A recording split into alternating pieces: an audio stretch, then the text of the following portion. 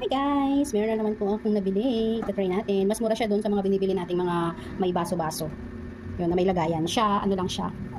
Ilalagay nyo lang siya sa mga ganito nyo. Open na natin guys. So, ayan yung ayos niya. Andyan yung charger. Ayan siya.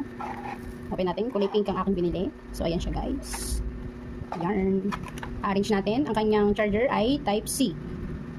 So, ayan po ang kanyang ano ba tawag dito? Foam. Pinaka-foam ko saan naghihigop ang ano. Yan siya. May extra siyang isa. Hindi ko alam. Hindi ko sure kung bakit ganyan. Pero yan siya. Tatry natin. Arrange natin siya.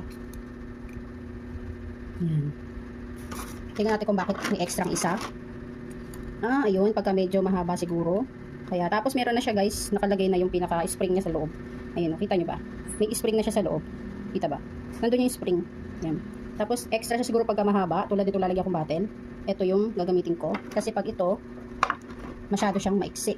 Ayan. Pero sakto lang siya, di ba? Ayan. Ganyan siya, guys. Hindi ko sure kung kailangan pa ba to. Ganon. Masyado naman siya mataas. Wait, try natin itong isa lang. Ito lang.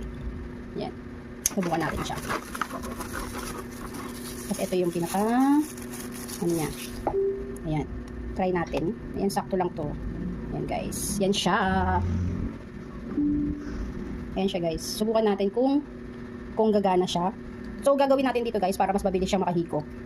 Babasain muna natin. Ito lang. Basain muna natin siya. Para mas mabilis. Kasi kailangan mabasa muna ito eh. Para mas mabilis siyang umakyat. Yan, basahan.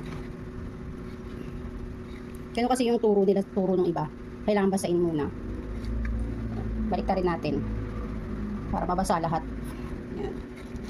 So, yan. Basa na siya. So, ibabalik ko na. Yan. Balik natin. So, ilalagay ko na siya dito. Ayan, kasya na siya. Ayan, kasya siya. Try natin. Tignan natin kung abot. So, hindi siya abot. Ano na kasi, konti na lang. So, hindi sabihin talaga ko ng tubig. Kasi, hindi siya, nababasa ko na kasi. So, halong ko siya ng tubig. Ang hirap maghalo. Kasi, mabasa. Lagyan ko muna ng tubig. So, ayan guys, nahaluan ko na siya ng tubig. Imimix ko lang. Mix ko lang muna. Wait. Ayan guys. So, i-try na natin. Ayan guys. Saksak ko yung, sana okay siya, sana gumagana. Ayan, nasaksak ko na. Try natin. Saan ba pipindutin to? Dito. Try natin. Ay, wait lang. Meron pala siya.